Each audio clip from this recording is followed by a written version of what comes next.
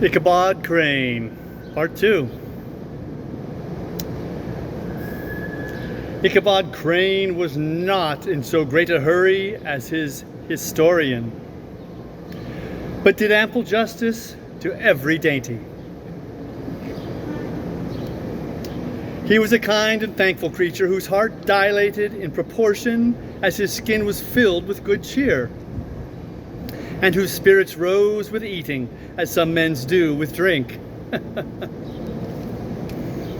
He could not help, too, rolling his large eyes round him as he ate, and chuckling with the possibility that he might one day be lord of all this scene of almost unimaginable luxury and splendor. I'm just getting started. Give me a little grace here. Then he thought how soon he'd turn his back upon the old schoolhouse, snap his fingers in the face of Hans Van Ripper and every other niggardly patron, and kick any itinerant pedagogue out of doors that should dare to call him comrade. Old Baltus Van Tassel moved about among his guests with a face dilated with content and good humor, round and jolly as the harvest moon. His hospitable attentions were brief but expressive, being confined to a shake of the hand, a slap on the shoulder, a loud laugh, and a pressing invitation to fall to and help themselves. And now the sound of the music from the common room or hall summoned to the dance an adjustment. The musician was an old gray-haired black man who had been the itinerant orchestra of the neighborhood for more than half a century. His instrument was as old and battered as himself. The greater part of the time he scraped on 2 or 3 strings, accompanying every movement of the bow, the bow, with a motion of the head, bowing almost to the ground, and stamping with his foot whenever a fresh couple were to start. Ichabod prided himself upon his dancing as much as upon his vocal powers. Not a limb, not a fiber about him was idle. And to have seen his loosely hung frame in full motion and clattering about the room, you would have thought St. Vitus himself, that blessed patron of the dance, was figuring before you in person. He was the admiration of all the Negroes, who, having gathered of all ages and sizes from the farm and the neighborhood, stood forming a pyramid of shining black faces at every window and door, gazing with delight at the scene, rolling their white eyeballs and showing grinning rows of ivory from ear to ear. How could the flogger of urchins be otherwise than animated and joyous? The lady of his heart was his partner in the dance, and smiling graciously in reply to all his amorous oglings. While Brom Bones, sorely smitten with love and jealousy, sat brooding by himself in one corner. When the dance was at an end, Ichabod was attracted to a knot of the sager folks, who, with old Van Tassel, sat smoking at one end of the piazza, gossiping over former times and drawing out long stories about the war. This neighborhood at the time of which I am speaking was one of those highly favored places which abound with chronicle and great men. The British and American line had run near it during the war. It had, therefore, been the scene of marauding and infested with refugees, cowboys, and all kinds of border chivalry. Just sufficient time had elapsed to enable each storyteller to dress up his tale with a little becoming fiction, and in the instinctness of his recollection, to make himself the hero of every exploit. There was the story of Dofu Martling, a large blue-bearded Dutchman who had nearly taken a British frigate with an old iron 9-pounder from a mud breastwork, only that his gun burst at the 6th discharge. And there was an old gentleman who shall be nameless, being too rich, a mynheer, M-Y-N-H-E-E-R. First time I've ever seen that word. And I lost my spot. Mynheer, to be lightly mentioned, who in the Battle of White Plains, being an excellent master of defense, parried a musket ball with a small sword, insomuch that he absolutely felt it whiz round the blade, and glance off at the hilt, in proof of which he was ready at any time to show the sword, with the hilt a little bent. There were several more that had been equally great in the field, not one of whom but was persuaded that he had a considerable hand in bringing the war to a happy termination. But all these were nothing to the tales of ghosts and apparitions that succeeded. The neighborhood is rich in legendary treasures of the kind. Local tales and superstitions thrive best in these sheltered, long-settled retreats, but are trampled underfoot by the shifting throng that forms the population of most of our country places.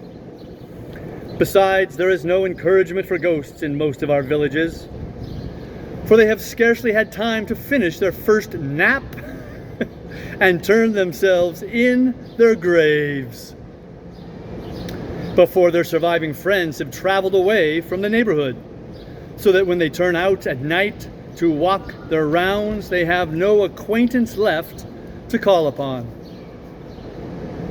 This is perhaps the reason why we so seldom hear of ghosts, except in our long-established Dutch communities.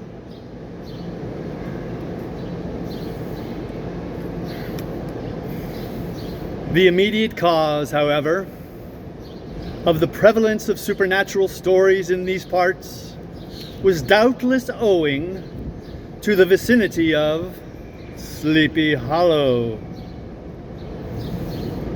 There was a contagion in the very air that blew from that haunted region. It breathed forth an atmosphere of dreams and fancies, infecting all the land. Several of the Sleepy Hollow people were present at Van Tassel's and, as usual, were doling out their wild and wonderful legends. Many dismal tales were told about funeral trains and mourning cries and wailings heard and seen about the great tree where the unfortunate Major Andre was taken, and which stood in the neighborhood. Some mention was also made of the woman in white that haunted the dark glen at Raven Rock and was often heard to shriek on winter nights before a storm, having perished there in the snow. The chief part of the stories, however, turned upon the favorite specter of Sleepy Hollow, the Headless Horseman, who had been heard several times of late patrolling the country, and, it was said, tethered his horse nightly among the graves in the churchyard. The sequestered situation of this church seems always to have made it a favorite haunt of troubled spirits. It stands on a knoll surrounded by locust trees and lofty elms, from among which its descent, whitewashed walls shine modestly forth, like Christian purity beaming through the shades of retirement. A gentle slope descends from it to a silver sheet of water bordered by high trees, between which peeps may be caught at the blue hills of the Hudson. To look upon its grass-grown yard, where the sunbeams seem to sleep so quietly, one would think that there at least the dead might rest in peace. On one side of the church extends a wide woody dell, along which raves a large brook among broken rocks and trunks of fallen trees. Over a deep black part of the stream, not far from the church, was formerly thrown a wooden bridge. The road that led to it and the bridge itself were thickly shaded by overhanging trees, which cast a gloom about it even in the daytime, but occasioned a fearful darkness at night. Such was the favorite haunts of the Headless Horseman, and the place where he was most frequently encountered. The tale was told of old Brower, a most heretical disbeliever in ghosts, how he met the horseman returning from his foray into Sleepy Hollow and was obliged to get up behind him, how they galloped over bush and brake, over hill and swamp until they reached the bridge, when the horseman suddenly turned into a skeleton, threw old Brower into the brook and sprang away over the treetops with a clap of thunder. This story was immediately matched by a thrice marvelous adventure of Brom Bones, who made light of the galloping Hyson as an errant jockey. He affirmed that on returning one night from the neighboring village of Sing Sing, he had been overtaken by this midnight trooper, that he had offered to race with him for a bowl of punch, and should have won it too, for Daredevil beat the goblin horse all hollow. But just as they came to the church bridge, the Hessian bolted and vanished in a flash of fire. All these tales told in that drowsy undertone with which men talk in the dark, the countenances of the listeners only now and then receiving a casual gleam from the glare of a pipe, sank deep in the mind of Ichabod. He repaid them in kind with large extracts from his invaluable author, Cotton Mather, and added many marvelous events that had taken place in his native state of Connecticut, and fearful sights which he had seen in his nightly walks about Sleepy Hollow. The revel now gradually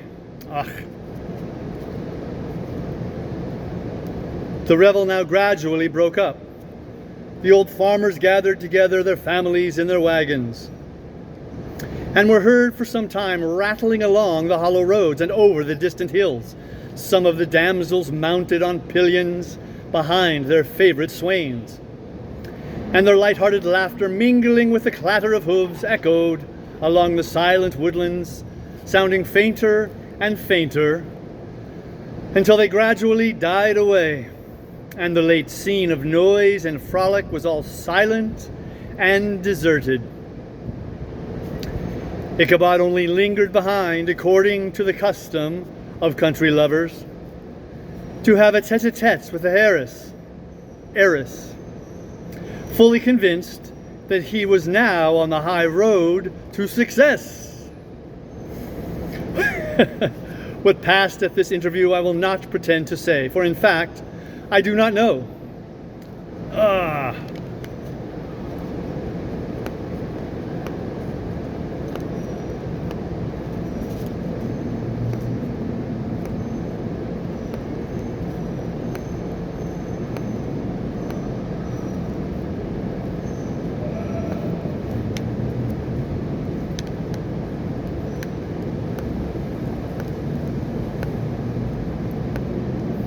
Oh my goodness, I lost my spot with just a wrong touch of the thumb.